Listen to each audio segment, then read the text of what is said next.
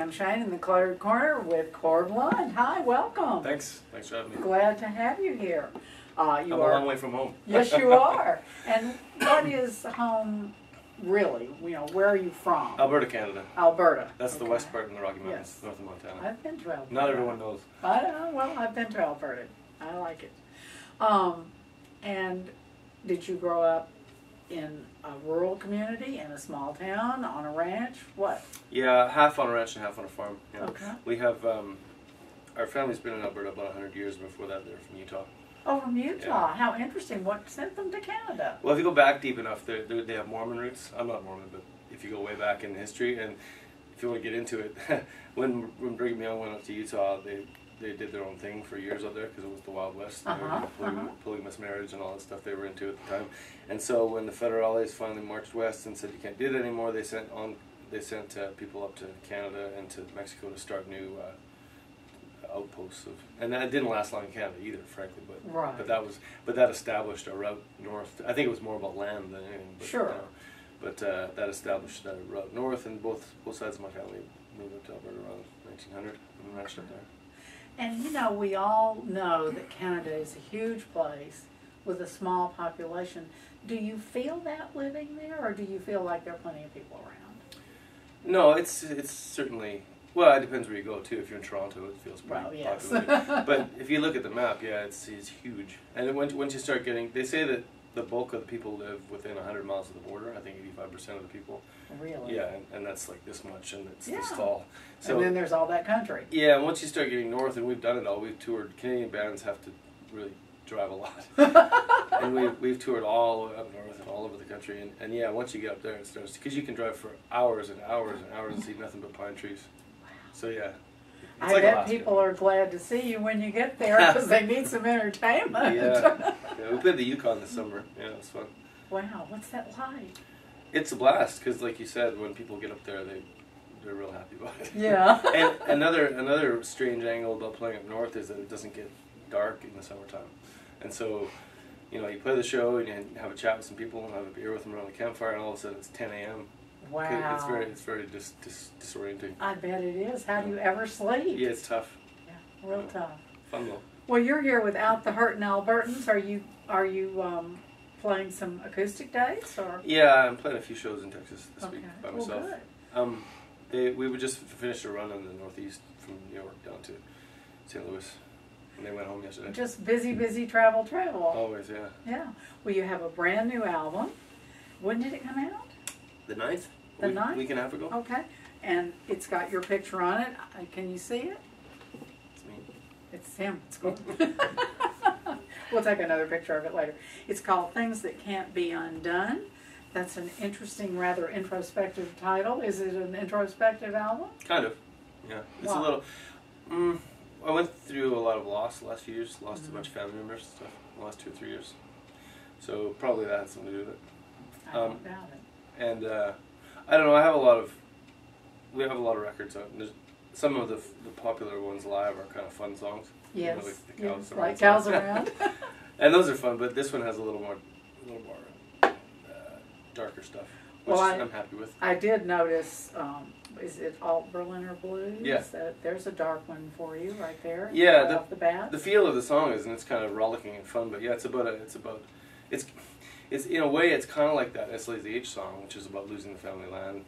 And the thing is, it's a sort of an urban equivalent because it's about a bar in Germany that's been around since 1870 or something, and they just recently, just last year, they gutted it for condos. It lasted through the Cold War and both World Wars, serving beer the whole time, and then and even the Franco-Prussian War. So it saw a lot of battles. Yeah. So yeah, it's kind of a tribute to the place. Interesting.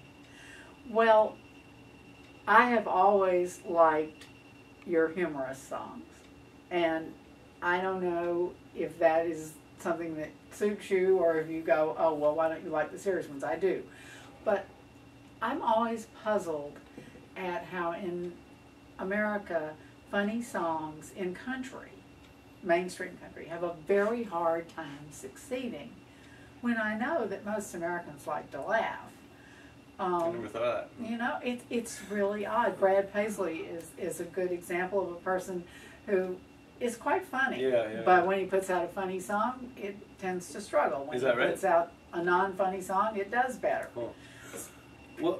Finish? No, so. I was gonna say my touchstone for that stuff is Jerry Reed, right? Ah, yes. Whenever I start feeling a little bit like a cornball, I remember that Jerry Reed's there. I'm like, oh, it's all right. Oh, it's Jerry, fine. Jerry was here before, so and Roger Miller, and you know. And the long history of hee-haw on Sure, television. yeah. To me, it's a mood, right? Like I don't know.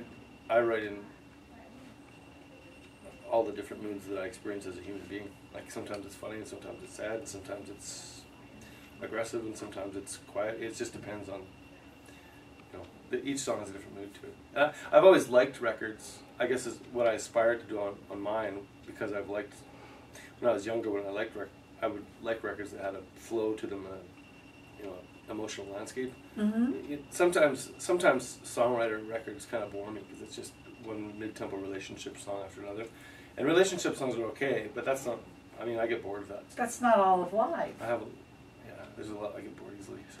You know, I think listening to you, I'm thinking about Bare Naked Ladies, and thinking about their early stuff and things like Box Set, which is Box Set's good. Funny and dark. That's a good. That's, you know, I love you that. You picked my favorite Bare Naked Ladies song. That's a good one. Yeah. If I Had $1 Million is also one of my favorites. Yeah.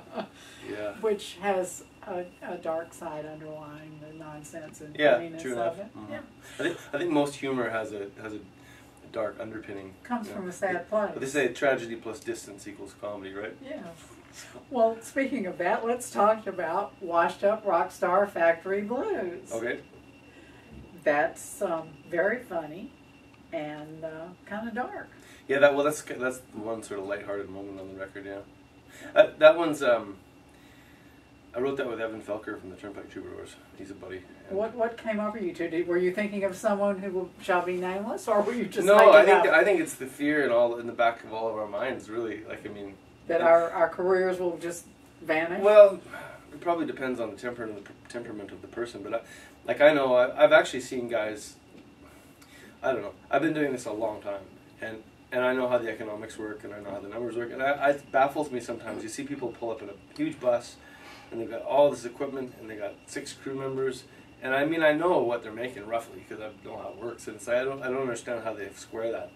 So, and more power to them, but I've always felt like, you know, I try to, you know, not to be cheap about it, but I try to run a pretty lean operation so that, you know, you never know in the music business. I would rather run a lean operation and have a lifetime career than blow all my money on fancy buses and stuff. Yes, well, it sounds to me like you're thinking about it as a business, and yourself as the head of the business. Well, half your brain has to think that way. Yeah. I mean, the other half hopefully doesn't, because I mean you can't think that way all the time, or else your art wouldn't be any good. But I mean, especially, I mean, in the old days when you can be Guns N' Roses and you've got $1 billion, it really doesn't matter because you can do whatever you want and you'll still be rich. But or the Eagles. Sure, especially the Eagles, especially the Eagles. But if you're, yeah, I mean, if you're going to do it, a lot of us that do independent music and do it yourself, it's very cottage industry like. It's like running a small business is what it is. Right, so exactly. you have to kind of keep one eye on the bottom line a little bit. Well, since you've played in Texas and everywhere else in the world, what do you like the best about being in Texas? I really enjoy like my family, I told you, they're all Western people and cowboys and stuff, so I identify with that part. And I was really surprised, well not surprised, but pleased when I came down here years ago and started playing music, and some of my Western songs resonated with people, and it gives me a warm feeling to know that sort of cowboy underground thing goes all the way up the Rockies from here all the way up. Right. Did you ever go to a cowboy poet gathering? Oh, yeah. I often thought that would be such fun. Elko or we play somewhere. every year. Yeah. Every year? Yeah. Oh, wow. Have you been? No, I'm dying to go. Yeah, it's neat. I bet it is. It's really neat because not only do you get the poets and the musicians, but there's the Western art too. And the thing that's most impressive to me is all the saddle makers and silversmiths come out of the woodwork, and the horsehair bridle braiders and all that stuff. It's really great.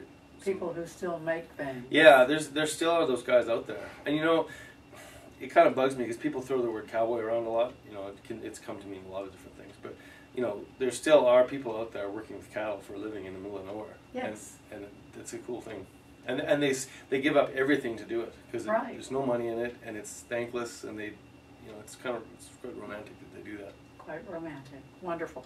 Well, if people want to find out where you're playing in Texas, how do they do that? Just the website. That's corblund.com. Okay, and that's CORBLUND. Yeah, Charlie Oscar Romeo Bravo. Lima Uniform November Delta. Well, thanks for coming in. You bet. Thanks for We having me. enjoyed it.